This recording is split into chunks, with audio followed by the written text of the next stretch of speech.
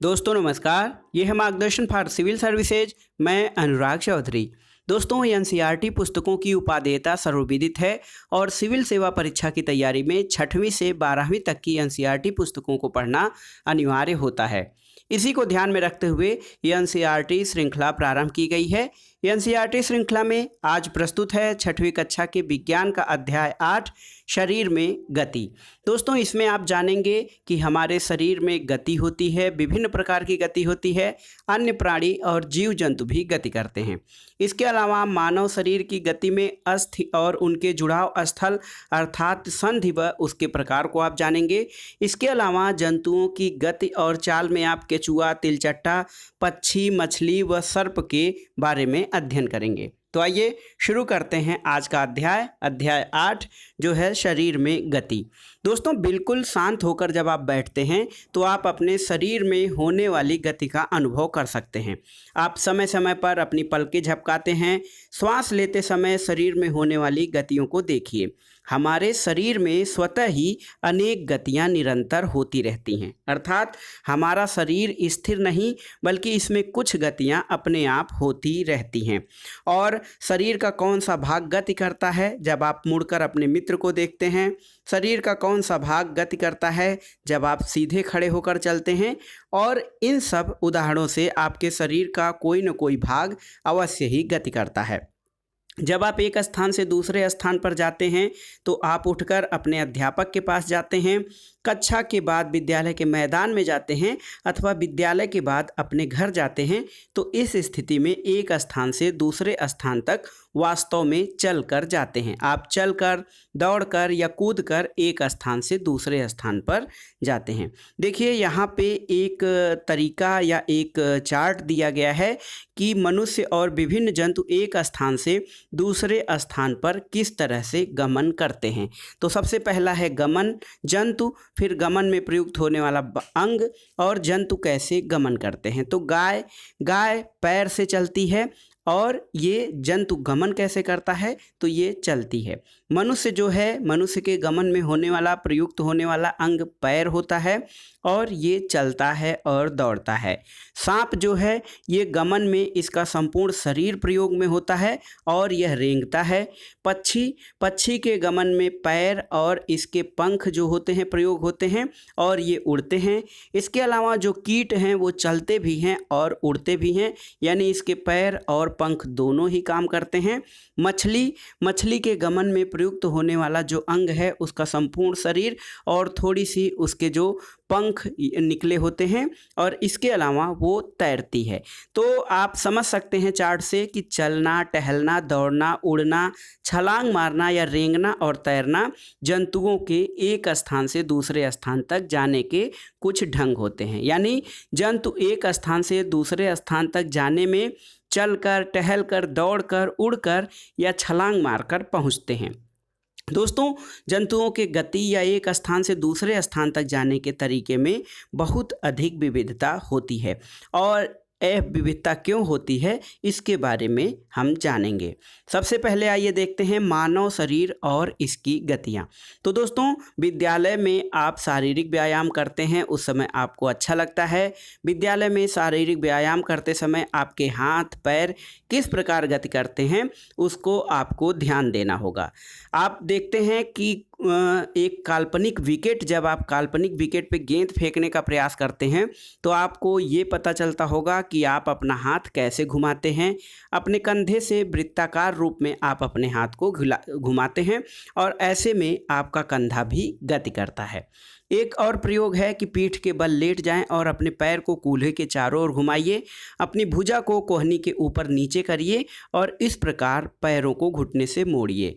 अपने हाथों को अपने पार्श्व में सीधा तानिए और भुजा को मोड़ते हुए उंगलियों से कंधे को छूइए। आपने अपने हाथ का कौन सा भाग मोड़ा है और हाथों को सीधा तानकर नीचे की ओर झुकने का प्रयास कीजिए। क्या आप ऐसा कर पाते हैं? तो दोस्तों शरीर के जब विभिन्न हिस्सों से आप गति करने का प्रयास करते हैं तो आप जानेंगे कि कुछ अंग जो होते हैं वो स्वतंत्र रूप से किसी भी दिशा में आप घुमा सकते हैं। कुछ अंगों को स्वतंत्र रूप से किसी भी दिशा में घुमा सकते हैं, लेकिन कुछ अंग केवल एक ही दिशा में घुमा सकते हैं। जैसे हम हाथ को अगर जो मोड़ते हैं अपनी कोहनी को, तो केवल हम अपनी तरफ मोड़ सकते हैं, उसके विपरीत दिशा में नहीं मोड़ सकते हैं। दोस्तों, ऐसा क्यों होता है उसके बारे में हम आगे पढ़ेंगे। ऐसा हमारे हड्डियों के जोड़ और उनके प्रकार से संबंधित होता है। एक क्रियाकलाप है जो अपने मित्र से पैमाने तथा हाथ को एक साथ बांधने के लिए कहिए। अब अपनी कोहनी को मोड़ने का प्रयास कीजिए, तो आप देखेंगे कि आप इसे नहीं मोड़ पाते हैं। अब देखिए यहाँ पर आप शरीर में गतियाँ और उसका चार्ट दिया गया है। तो देखिए यहाँ पे गर्दन पूर्णतः घूमता है या नहीं, तो ये पूर्णतः नहीं घूमता है बल्कि अंशतः घूमता है। झुकता है, उठता है और गति बिल्कुल नहीं करता है, तो इसमें ये क्रॉस का निशान या नहीं हो जाएगा। इसके अलावा जो कलाई है ये पूरी तरह से घूमती है चारों तरफ, और ये झुकती भी है, उठती भी है और ये गति करती है। तो ऐसे आप शरीर की गतियों को समझ सकते हैं कि किस प्रकार से गति करती हैं। तो दोस्तों, हम शरीर के विभिन्न भागों को उसी स्थान से मोड़ अथवा घुमा पाते हैं जहां दो हिस्से एक दूसरे से जुड़े होते हैं। देखिए, हम अपने शरीर के विभिन्न भाग और किसी स्थान को उसी जगह से मोड़ अथवा घुमा सकते हैं जहां पर दो हिस्से एक दूसरे से मुड़े होते हैं, और ऐसे भागों को, ऐसे स्थानों को संधि कहा जाता है। जैसे घुटना हुआ, कोहनी हुई, ये सब संधि स्थल होते हैं। हमारे शरीर में यदि कोई संधि नहीं होती तो हमारे लिए किसी प्रकार की गति करना संभव नहीं होता। दोस्तों, आपको जानना है कि इन संधियों को कौन सी वस्तु बांधती है। अपनी उंगली द्वारा अपने सिर, चेहरे, गर्दन, नाक, कान, कंधे के पीछे, हाथ, पैर, अंगुलियों तथा पैर की अंगुलियों को दबाइए। आपको ऐसा अनुभव होता है कि आपकी अंगुली किसी कठोर वस्तु को दबा रही है। ये कठोर संरचनाएं क्या हैं? तो ये कठोर संरचनाएं अस्थि या हड्डियां कही जाती हैं, और अपने शरीर के अन्य भागों को इसी प्रक्रिया को दोहराइए। इतनी सारी अस्थियां, आप जानेंगे कि बहुत सारी अस्थियां हैं, लेकिन आपको ये पता है कि जब अस्थियों को नहीं मोड़ा जा सकता तब हम अपनी कोहनी को कैसे मोड़ पाते हैं। दोस्तों, हाथ के ऊपरी हिस्से से लेकर कलाई तक एक ही लंबी अस्थि नहीं होती है। वास्तव में यहाँ पर अनेक अस्थियाँ होती हैं जो कोहनी तक जुड़ी होती हैं, और इसी प्रकार हमारे शरीर के प्रत्येक हिस्से में अनेक अस्थियाँ हैं या हड्डियाँ हैं। हम अपने शरीर को उसी स्थान पर हिला या झुका नहीं सकते हैं। हम अपने शरीर को कैसे उसी स्थान पर हिला या झुका नहीं सकते जहाँ ये अस्थियाँ एक दूसरे से मिलती हैं। दोस्तों, विभिन्न गतिविधियाँ और विभिन्न प्रकार की गतियों के लिए हमारे शरीर में अनेक प्रकार की संधि जिन्हें जोड़ कहते हैं, होते हैं। तो इन संधियों को आप कुछ प्रयोगों के माध्यम से देखेंगे। सबसे पहले देखिए कंदुक खल्लिका संधि। तो कंदुक खल्लिका संधि क्या है? ये देखिए, यहाँ पर एक गेंद है और इसका जो कंदुक खल्लिका संधि आपको प्रयोग में दिखाया गया है, ये किस प्रकार से यहाँ से यहाँ और ऐसे पूरा ये घुमाया जा सकता है। तो कंदुक खल्लिका संधि जो है, आप इसको एक सामान्य प्रयोग से तैयार कर सकते हैं। अब आप कल्पना कीजिए कि कागज़ का बेलन आपका हाथ है तथा गेंद जो है उसका एक सिरा है। कटोरी से कंधे के उस भाग के समान होती है जिसमें आपका हाथ जुड़ा हुआ है, और एक अस्थि का गेंद वाला गोल सिरा जो आपने देखा है चित्र में, उसका हिस्सा दूसरी अस्थि की कटोरी रूपी गुहिका में धंसा हुआ होता है। ये चित्र आप देख लीजिए। तो इस प्रकार की संधि सभी दिशाओं में गति प्रदान करती है, और ये जो हमारी कंधे की संधि है इसी प्रकार की है जो कि सभी दिशाओं में ये गति प्रदान कर सकती है। अब दूसरी संधि देखिए, धुराग्र संधि। तो गर्दन और सिर को जोड़ने वाली संधि जो है वो धुराग्र संधि कहलाती है। जैसे हमारे कंधे और बाहों को जोड़ने वाली संधि कंदुक खल्लिका संधि है, उसी प्रकार से गर्दन और सिर को जोड़ने वाली जो संधि होती है ये धुराग्र संधि होती है। इसके द्वारा आप सिर को आगे पीछे घुमा सकते हैं या दाएं बाएं, ये फ्री होकर चारों तरफ इसको नहीं घुमा सकते हैं। जहां पे कंदुक खल्लिका संधि द्वारा हाथ को पूरी तरह से वृत्ताकार रूप में घुमा सकते हैं, उस तरह से आप धुराग्र संधि को, यानी गर्दन और शरीर के जो शरीर की अस्थि है उसको पूरी तरह से चारों तरफ नहीं घुमा सकते हैं। अब तीसरा जो संधि का प्रकार है वो है दोस्तों हिंज संधि। याद रखिएगा हिंज संधि। तो हिंज संधि क्या होता है दोस्तों, आपने घर में कब्जे देखे होंगे जो दरवाज़ों के आगे पीछे लगे होते हैं। यहाँ पे आपको हिंज संधि के लिए क्रियाकलाप एक बताया गया है। यहाँ पे देखिए एक हिंज संधि जैसी गति की दिशा बनाई गई है और आपको इस दिशा में गति करनी है। ऐसे ये जो पेंसिल है इसको उठाकर मतलब अपने दाएं बाएं गति करना है। दोस्तों आप देख सकते हैं कि हिंज एक दिशा में गति होने देता है लेकिन दूसरी दिशा में नहीं। देखिए यहाँ पे जो हमारे घुटने की हिंज संधि है वो केवल एक दिशा में ही गति होने देती है। कोहनी में जो हिंज या कब्जा संधि होती है वो केवल आगे और पीछे एक ही दिशा में गति कर सकती है। हिंज संधि के बाद अब आइए जानते हैं अचल संधि क्या होती है। तो हमारे सिर की अस्थियों के बीच की कुछ संधियां उन संधियों से अलग होती हैं जिनकी चर्चा हमने की है। तो जो अस्थियां अचल संधि होती हैं ये हिलती नहीं। इसके नाम से ही स्पष्ट है कि अचल यानी जो चलती नहीं या जो स्थिर रहती हैं, ऐसी संधियों को अचल संधि कहा जाता है। जब आप अपना मुंह खोलते हैं तो आप अपने निचले जबड़े को सिर से दूर ले जाते हैं और जब आप ऊपरी जबड़े को हिलाने का प्रयास कीजिए तो आप इसे गति नहीं दे पाते हैं। ऊपरी जबड़े और कपाल के मध्य अचल संधि होती है। तो दोस्तों हमने केवल कुछ संधियों की चर्चा की जो हमारी हड्डियों को एक दूसरे से जोड़ती हैं। हमारे शरीर के विभिन्न अंगों को विभिन्न आकृति कौन प्रदान करता है? तो दोस्तों आपको ये जानना होगा कि हमारे शरीर के विभिन्न अंगों को विभिन्न आकृति जो अस्थियों का एक ढांचा है यानी एक संरचना ऐसी है जो इसे हमारे शरीर का ढांचा प्रदान करती है जिसको कि हम कंकाल कहते हैं। तो हम कैसे जानते हैं कि यह मानव कंकाल की आकृति है? हम शरीर की विभिन्न अस्थियों की आकृति के विषय में किस प्रकार जान पाते हैं? तो दोस्तों शरीर के कुछ अंगों में मौजूद अस्थियों और उनकी संख्या जो होती है और उनकी आकृति के बारे में तब पता चलता है जब हम उनका अनुभव करते हैं। जब आप किसी एक्सरे चित्र को देखते हैं तब वहाँ पर शरीर की कठोर अस्थियों की आकृति का पता चलता है। दोस्तों यहाँ देखिए टखने और घुटने की संधियों का एक्सरे चित्र यहाँ पर दिखाया गया है। अब एक प्रयोग है, अपनी अंगुलियों को मोड़िए। आप इन्हें प्रत्येक संधि स्थल पर मोड़ सकते हैं। तो दोस्तों इसे आप प्रत्येक संधि स्थल पर मोड़ सकते हैं। अपनी हथेली के पिछले भाग का स्पर्श करके अनुभव करिए कि इनमें अनेक अस्थियां हैं। तो हथेली में हमारी अनेक अस्थियां हैं जो कि कई संधियों द्वारा जोड़ी होती हैं। लेकिन आप ये कल्पना करिए कि अगर जो ये मात्र एक हड्डी होती तो क्या होता? आप किसी चीज़ को पकड़ नहीं सकते और आप अंगुलियों को मोड़ नहीं सकते अगर जो केवल एक ही अस्थि होती तो। इसके अलावा दोस्तों यहाँ पर देखिए पसली पिंजर क्या होता है।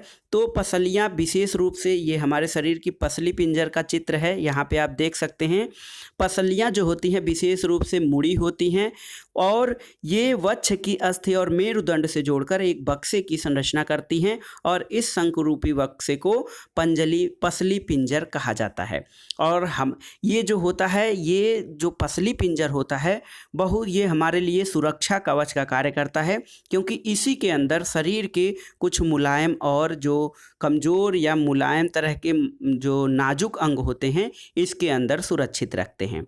आप अपने कुछ मित्रों को बिना घुटने मोड़े झुक कर अपने पाँव की उंगलियां छूने को कहिए। ये चिकनी, समतल और अखंड है। अपने उंगलियों को अपने मित्र की गर्दन से प्रारंभ करके उसकी पीठ पर नीचे की ओर लाइए। आपके द्वारा अनुभव की गई संरचना जो पीठ में संरचना आपको दिखती है वो मेरुदंड या स्पाइनल कार्ड इसको कहा जाता है और ये अनेक प्रकार की ये देखिए छोटी छोटी अस्थियों से मिलकर बना होता है। पसली पिंजर भी वक्ष क्षेत्र की इन अस्थियों से जुड़ा होता है। यदि मेरुदंड केवल एक ही अस्थि का बना होता तो कोई भी झुककर कोई कार्य नहीं कर सकता था।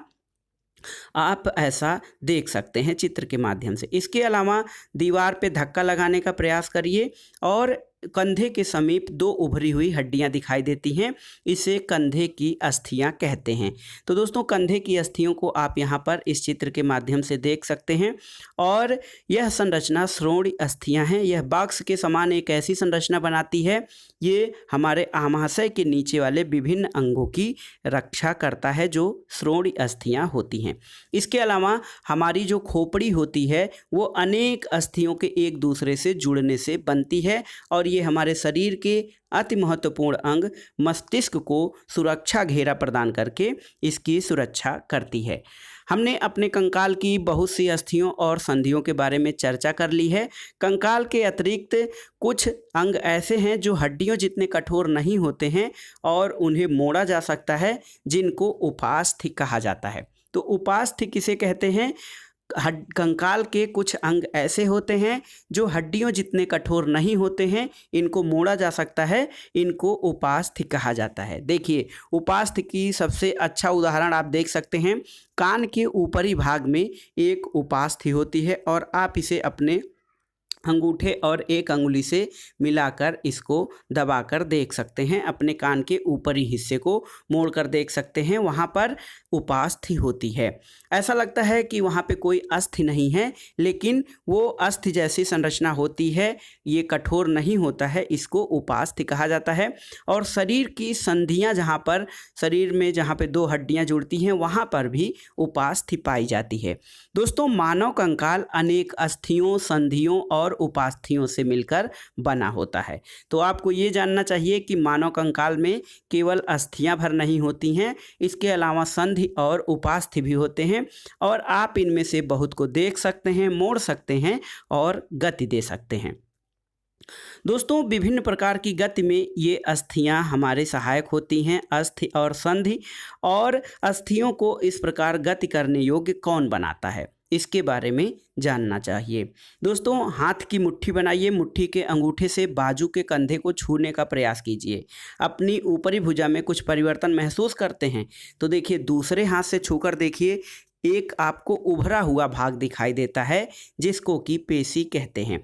संकुचित या लंबाई में कमी होने के कारण पेशियां उभर आती हैं और अब आप अपने हाथ को पुनः सामान्य स्थिति में जब लाते हैं तो पेशियां भी सामान्य अवस्था में चली जाती हैं। संकुचन की अवस्था में जो पेशी होती है छोटी, कठोर और मोटी हो जाती है और यह अस्थि को खींचती है। किसी अस्थि को गति प्रदान करने के लिए 2 पेशियों की संयुक्त रूप से कार्य करना होता है। तो हमारे शरीर को गति प्रदान करने में जो है पेशियों का बहुत योगदान होता है। किसी अस्थि को जब गति प्रदान करना होता है तो 2 पेशियों को संयुक्त रूप से कार्य करना पड़ता है। जब 2 पेशियों में से कोई एक सिकुड़ती है तो अस्थि उस दिशा में खिंच जाती है और उस जोड़े की दूसरी पेशी शिथिल यानी लंबाई में बढ़कर पतली हो जाती है और अस्थि को विपरीत दिशा में गति करने के लिए अब शिथिल पेशी सिकुड़कर अस्थि को अपनी पूर्व स्थिति में खींचती है, जबकि पहली पेशी अब शिथिल हो जाती है। पेशी केवल खींच सकती है, वो धक्का नहीं दे सकती। अतः एक अस्थि को गति देने के लिए 2 पेशियों को संयुक्त रूप से कार्य करना होता है। तो ये इम्पॉर्टेंट फैक्ट है आपके लिए। दोस्तों गति के लिए क्या हमेशा अस्थियों और पेशियों की आवश्यकता होती है? तो ऐसा मानव में तो होता है, लेकिन दूसरे जंतु कुछ अन्य प्रकार से भी गति करते हैं। क्या सभी जंतुओं में अस्थियां पाई जाती हैं? केचुए और घोंघे में क्या होता है और उनकी गति कैसे होती है? मानव के गति के बारे में जानने के बाद आइए अब विभिन्न जंतुओं की चाल के बारे में जानते हैं। तो केचुआ के बारे में सबसे पहले देखते हैं। दोस्तों बगीचे में आप एक केचुए का निरीक्षण कीजिए, इसे पकड़कर एक स्याही सोख फिल्टर पर रखिए, इसकी गति देखिए। इसके बाद केचुए को एक कांच पट्टी पर, टाइल्स पर या किसी चिकने सतह पर जब आप रख देते हैं तब इसकी गति देखिए।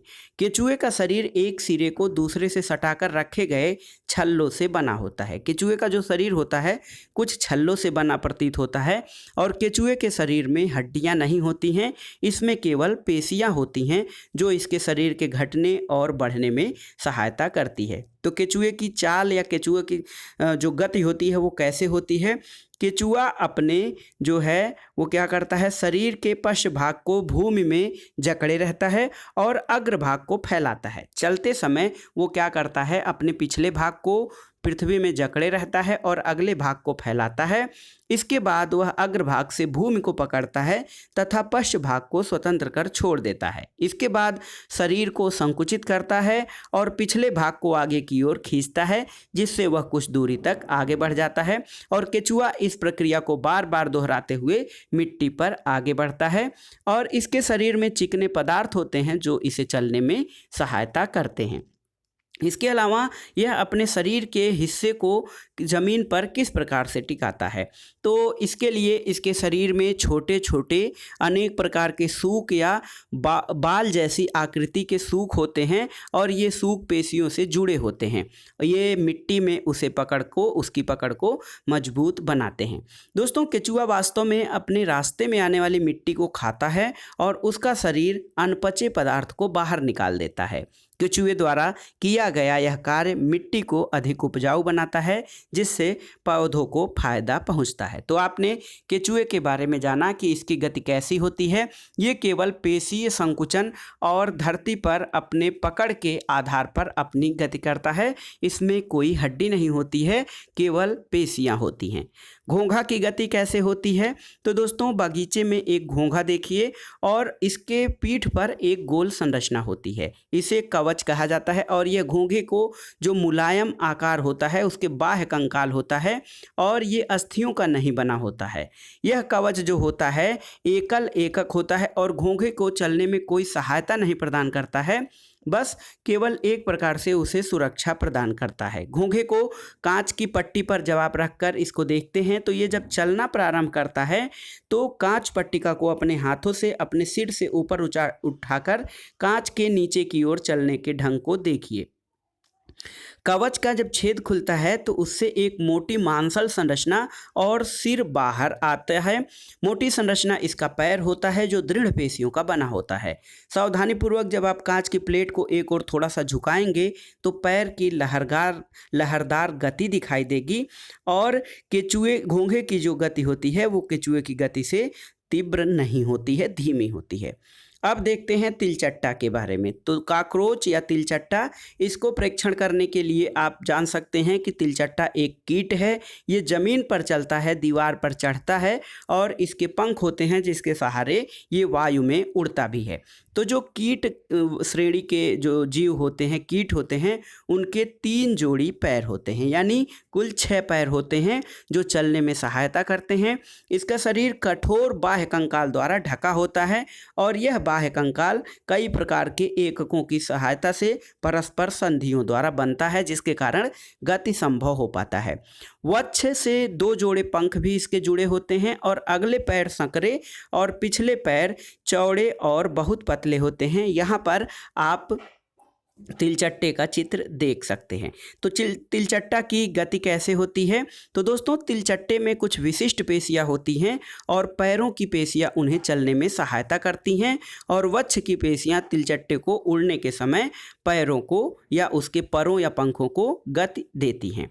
पक्षी कैसे चलते हैं, तो दोस्तों पक्षी चलते भी हैं, हवा में उड़ते भी हैं और बत्तख और हंस जैसे कुछ पक्षी जल में तैरते भी हैं। पक्षी क्यों उड़ पाते हैं, तो पक्षी इसलिए उड़ पाते हैं क्योंकि उनका शरीर उड़ने के लिए अनुकूलित होता है। उनके जो शरीर होता है उसका वजन बहुत कम होता है। उनकी हड्डियों में वायु प्रकोष्ठ होते हैं जिसके कारण उनकी अस्थियां हल्की लेकिन मजबूत होती हैं। पिछला पैर जो होता है उसकी हड्डियां चलने और बैठने के लिए अनुकूलित होती हैं। अग्रपाद की अस्थियां रूपांतरित होकर पक्षी के पंख बना देती हैं और कंधे की अस्थियां पक्षियों की मजबूत होती हैं। वक्ष की अस्थियां उड़ने वाले पेशियों को जकड़े रहने के लिए विशेष रूप से रूपांतरित होती हैं और पंखों को ऊपर नीचे करने में सहायता देती हैं। तो आप यहाँ पर पक्षी का एक कंकाल देख सकते हैं कि किस प्रकार से यह अपने पंखों के द्वारा उड़ता है। अब आइए देखते हैं मछली के बारे में। तो कागज़ की एक नाव बनाकर उसे पानी में इस प्रकार रखिए कि उसका नुकीला भाग आगे की ओर रहे। इसे धीरे से धक्का जब आप देते हैं तो यह जल पर आगे की ओर तेजी से बढ़ती है, लेकिन जब नाव के दोनों सिरे से पकड़कर इसे चौड़ाई में मतलब शंख की तरफ नहीं बल्कि चौड़ी ओर से जल में डालते हैं तो नाव जल में सरलता से नहीं तैरती है। नाव की आकृति जो होती है, जो आपने बनाया है, वो काफ़ी हद तक मछली जैसी होती है। तो मछली का सिर और पूंछ उसके मध्य भाग की अपेक्षा अधिक पतला और नुकीला होता है। शरीर की ऐसी आकृति को एक विशेष आकृति जिसे धारा रेखी आकृति कहते हैं ये होता है। तो मछली की आकृति धारा रेखी होती है और ये विशेष आकृति के कारण इधर उधर जल में बहकर निकल जाता है और मछली जल में सरलता से तैर सकती है। मछली का कंकाल दृढ़ पेशियों से ढका रहता है।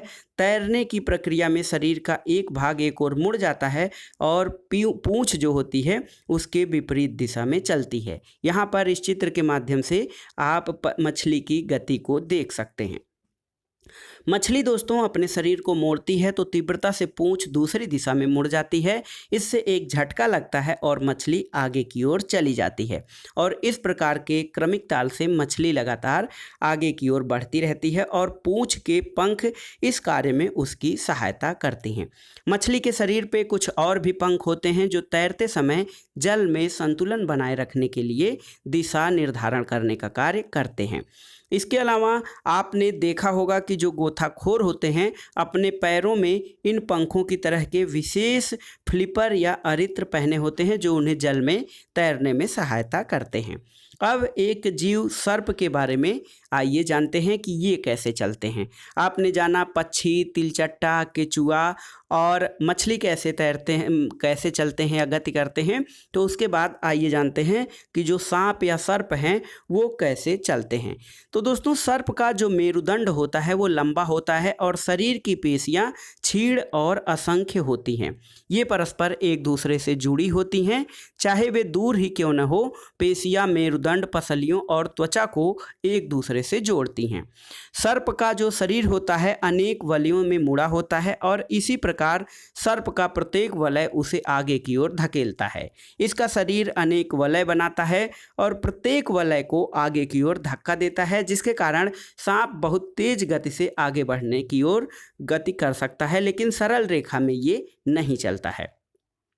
दोस्तों इस अध्याय में आपने विभिन्न जंतुओं, मानव, मछली, तिलचट्टा, केचुआ, सांप और पक्षियों के गति प्रदान करने वाले अस्थियों और पेशियों के बारे में जानकारी प्राप्त की। और दो बच्चे जो हैं पहेली और बूझो, इनके पिटारे में कुछ जंतुओं की गतियों से संबंधित कुछ प्रश्न भी हैं और इस प्रकार के प्रश्न आपके मस्तिष्क में भी उभर रहे होंगे। दोस्तों एक प्रसिद्ध दार्शनिक हैं यूनान के अरस्तु। इन्होंने अपनी पुस्तक गैट ऑफ एनिमल में स्वयं अपने आप से अनेक ऐसे प्रश्न पूछे थे। विभिन्न जंतुओं के शरीर में विभिन्न भाग क्यों होते हैं, ये विशेष अंग उन जंतुओं को विशेष गति में किस प्रकार सहायता करते हैं, विभिन्न जंतुओं के शारीरिक अंगों में क्या समानताएं और विभिन्नताएं होती हैं और इनको चलने के लिए कितने अंगों की आवश्यकता होती है। तो ये प्रश्न बहुत से क्रियाकलापों द्वारा इनका उत्तर आपको मिल गया होगा, ऐसा हमें विश्वास है। अब आइए देखते हैं जो अध्याय आपने पढ़ा है उसका सारांश देख लेते हैं। तो सारांश इस प्रकार है दोस्तों, अस्थि और उपास्थि मानव कंकाल बनाते हैं। मानव कंकाल की जो संरचना है वो अस्थि और उपास्थियों से मिलकर होती है। ये शरीर का एक पिंजर या ढांचा बनाता है और इसे एक आकृति भी देता है। कंकाल चलने में भी सहायक है और इसके अलावा ये आंतरिक कोमल भागों की सुरक्षा भी करता है। दूसरा, मानव कंकाल खोपड़ी, मेरुदंड, पसलियों, वक्ष की अस्थि, कंधे और श्रोणि मेखला तथा हाथ और पांव की अस्थियों से बनता है। पेशियों के जोड़े के एकांतर क्रम में सिकुड़ने और फैलने से अस्थियों की गति होती है। अस्थियों की संधियां अनेक प्रकार की होती हैं और यह उस संधि की प्रकृति और गति की दिशा पर निर्भर करता है। मानव के अलावा जो पक्षियों की दृढ़ पेशियां और हल्की अस्थियां मिलकर उन्हें उड़ने में सहायता देती हैं और ये पंखों को फड़फड़ाकर उड़ते हैं। मछली के शरीर में दोनों ओर एकांतर क्रम में वलय बनाकर जल में तैरती है और सांप अपने शरीर के दोनों ओर एकांतर क्रम में वलय बनाते हुए भूमि पर वलयाकार गति से आगे बढ़ता है। बहुत सारी अस्थियां, उससे जुड़ी पेशियां शरीर को आगे की ओर धक्का देती हैं।